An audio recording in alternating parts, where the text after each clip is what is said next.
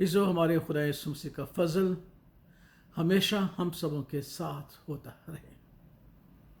جو ہم سب چاہتے ہیں کہ ہم ایک لمبی اور اچھی عمر حاصل کریں۔ میرے والد محترم ماسٹر اے آر ناظم نے بھی ایک اچھی لمبی عمر پائی، لیکن اس بڑی عمر میں جب انہوں نے اپنے بچوں اور اپنے نوجوانوں کو، اپنے بہن بھائیوں کو رخصت ہوتے ہوئے دیکھا تو نہایت رنجیدہ ہوئے۔ جب ان کے خالہ زاد بھائی میرے ماموں نواب کی ڈیتھ ہوئی، جو ان کے دوست بھی تھے، کلاس فیلو بھی تھے، تو انہوں نے ایک جملہ کہا کہ لمبی عمر ہوتی تو اچھی ہے لیکن بھاری بہت ہوتی ہے۔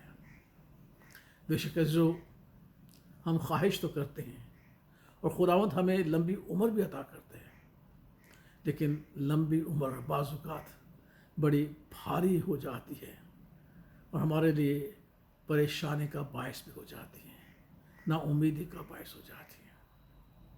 اکثر پیشتر ہم دیکھتے ہیں کہ جب ماں باپ بوڑھے ہو جاتے ہیں اور بچے اپنے اپنے گھروں کے ہو جاتے ہیں تو پھر تنہائی کو محسوس کرتے ہیں اور اپنی تنہائی میں وہ پریشان رہتے ہیں، اور خاص طور پر جب بیمار ہو جائیں اور وقت پر بچے نہ پہنچیں تو نہایت افسردہ ہو جاتے ہیں، رنجیدہ ہو جاتے ہیں۔ اس وقت شاید وہ سوچتے ہوں گے کہ بڑی عمر بھاری ہوتی ہے، رنجیدہ ہوتی ہے، اور تنہائی تو پھر تنہائی ہے نا، اس کا کوئی سدباب ہی نہیں۔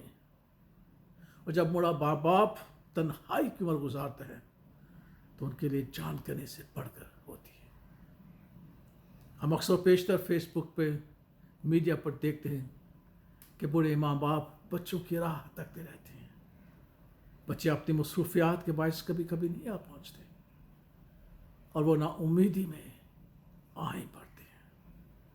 لیکن جو ہم خدا کا شکر کرتے ہیں کہ ہمارے خدا نے اپنے بیٹے کے وسیلہ سے ہم سے پیار کیا ہے۔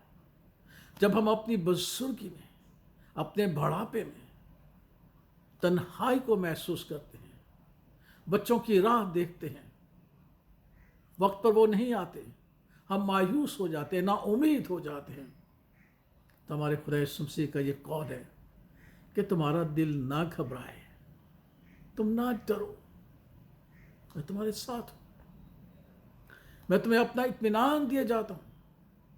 اپنا اطمینان، ایسا اطمینان جو سمجھ سے باہر ہے، ایسا اطمینان جو ہماری ضرورت کے وقت ہماری مدد ہے۔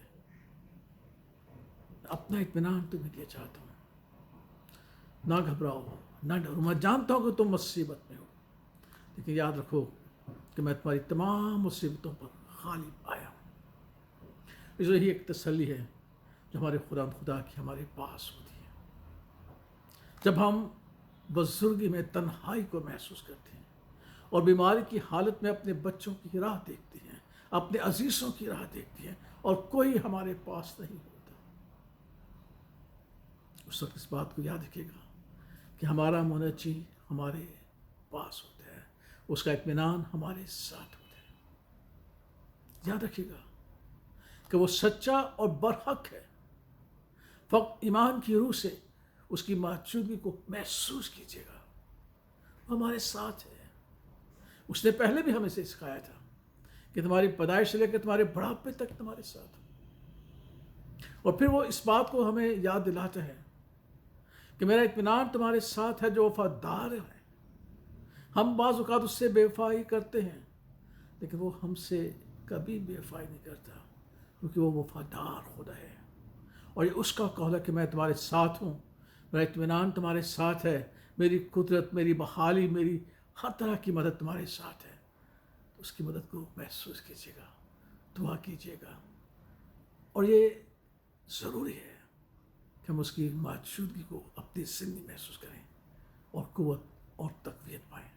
اور یاد رکھیں کہ ہمارے بڑھاپے کی تنہائی میں اگر ہمارے بچے، ہمارے عزیز، ہمارے دوست ہمارے ساتھ نہیں ہوتے تو ایک ایسا دوست ہے جو ہمیشہ ہمارے ساتھ رہتا ہے۔ اس لیے اس نے کہا کہ تمہارا دل نہ گھبرائے، نہ ڈرے، میں تمہارے ساتھ ہوں۔